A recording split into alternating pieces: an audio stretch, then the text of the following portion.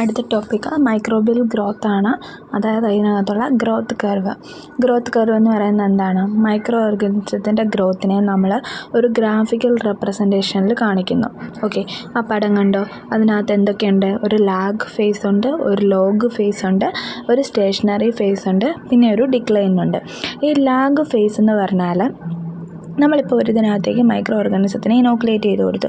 Then ആ inoculate ചെയ്ത് അത് ആ ന്യൂട്രിയൻസിനെയൊക്കെ യൂസ് ചെയ്ത് ഗ്രോ ചെയ്യാനായിട്ട് എടുക്കുന്നൊരു സമയം, അതായത് ആ ഒരു സ്റ്റേജിൽ ഗ്രോത്ത് നടക്കുന്നില്ല, പകരം അത് ആ ന്യൂട്രിയൻസുമായിട്ട് എന്താണ് അതിൻ്റെ ആ ഒരു കണ്ടീഷനുമായിട്ട് അഡാപ്റ്റ് ചെയ്ത് പോകുന്നൊരു കണ്ടീഷനാണ് ലാഗ് ഫേസ് എന്ന് പറയുന്നത്. അതായത് അതിനകത്ത് വന്ന് അത് ആ ഒരു റെസ്റ്റിംഗ് ടൈമാണ്, അവിടെ ഒന്നും ഗ്രോത്തോ ഒരു ഡിവിഷനോ ഒന്നും നടക്കുന്നില്ല ലാഗ് ഫേസിൽ.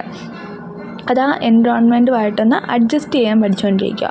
ഇനി ലോഗ് ഫേസ് എന്ന് പറയുന്നത് അതാണ് ബാക്ടീരിയ ഏറ്റവും കൂടുതൽ മൾട്ടിപ്ലൈ ചെയ്യുന്ന സമയമെന്ന് പറയുന്നത് ഈ ലോഗ് ഫേസിലാണ്. അതായത് അതിനകത്ത് ആ ലോഗ് ഫേസിൽ ബാക്ടീരിയയുടെ എമൗണ്ട് എന്താണ് ഡബിൾ ചെയ്തുകൊണ്ടിരിക്കുക. ഓരോ പ്രാവശ്യവും ഓരോന്ന് വെച്ചിട്ട്, അതായത് ഡബിൾ ചെയ്തുകൊണ്ടേ ഇരിക്കുകയാണ് ആ ലോഗ് ഫേസിൽ. ഇനി സ്റ്റേഷനറി ഫേസ് എന്ന് പറഞ്ഞാൽ ഇപ്പോൾ ഒരു കണ്ടീഷൻ വരെ, അതായത് അതിനകത്തുള്ള ന്യൂട്രിയൻസ് ഉപയോഗിച്ച് ഗ്രോ ചെയ്തു, ആ ഒരു ടൈം വരെ അത് ഗ്രോ ചെയ്തതിന് ശേഷം പിന്നീട് അതെന്ത് ചെയ്യും? അതിൻ്റെ ഗ്രോത്ത് സ്റ്റേബിളാവും. അതായത് ഇപ്പോൾ ഇതൊരു ഗ്രാഫ് വരയ്ക്കുവാണ്. അപ്പോൾ ഇത് ബാക്ടീരിയ നമ്മൾ ഇനോക്കുലേറ്റ് ചെയ്ത ആ ഒരു സമയം ഇതിൻ്റെ ലാഗ് ഫേസ് എന്ന് പറയുന്നത്. ഇനി ഇതിൻ്റെ ലോഗ് ഫേസ് എന്ന് പറയുന്നത് നേരെ മേലോട്ട് കയറി പോവുക. ഓക്കെ, മേലോട്ട് കയറി ചെന്നപ്പോഴത്തേക്കും, അതായത് ഈ ഒരു ടൈമിൽ എന്താണ് ആ ബാക്ടീരിയ, അതായത് ഇതിപ്പം ഒരു ഗ്രാഫാണെങ്കിൽ ഇതിൻ്റെ ഇതുണ്ടോ, ഇതാണ് ലാഗ് ഫേസ് എന്ന് പറയുന്നത്.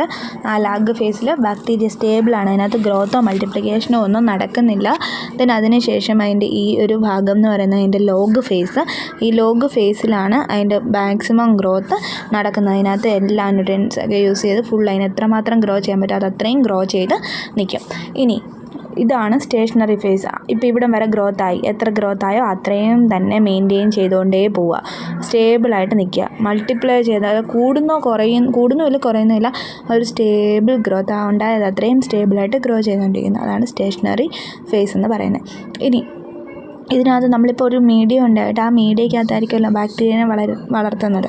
ഇനി ആ മീഡിയയ്ക്കകത്തുള്ള അതിന് വളരാനായിട്ടുള്ള ന്യൂട്രിയൻസ് എല്ലാം തീർന്നെന്നിരിക്കട്ടെ. ആ ന്യൂട്രിയൻസ് എല്ലാം തീർന്നു കഴിഞ്ഞാൽ ഇതെന്ത് ചെയ്യും? ഇത് ഡെഡ് ആവാനായിട്ട് തുടങ്ങും. ഓക്കെ, അതാണ് ഡിക്ലൈൻ ഫേസ് എന്ന് പറയുന്നത്. ഡെഡ് ഫേസ് എന്ന് പറയുമ്പോഴത്തേക്കും അതിൻ്റെ ന്യൂട്രിയൻസ് എല്ലാം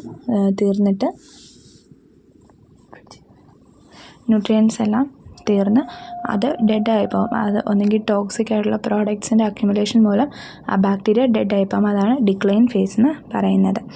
അപ്പോൾ ഇതാണൊരു നമ്മൾ ബാക്ടീരിയയുടെ ഗ്രോത്തിനെ നമ്മൾ ഗ്രാഫിക്കൽ റെപ്രസെൻറ്റേഷൻ വഴി ചെയ്യുമ്പോഴത്തേക്കും അതിനകത്ത് എന്തുണ്ട്? ലാഗ് ഫേസ് ഉണ്ട്, ലോഗ് ഫേസ് ഉണ്ട്, സ്റ്റേഷനറി ഫേസ് ഉണ്ട്, പിന്നെ ഒരു ഡിക്ലൈൻ ഫേസും ഉണ്ട്. ഇനി ഗ്രോത്ത് കൈനറ്റിക്സ് എന്ന് പറയുന്നത് ഇതിൻ്റെ ഈ എക്സ്പോണൻഷ്യൽ കർവ്, അതായത് ഏതാണ് ഈ ലോഗ് ഫേസ്, വളർന്നുകൊണ്ടിരിക്കുന്ന ആ ഒരു ഫേസിനെയാണ് ലോഗ് ഫേസ് എന്ന് പറയുന്നത്.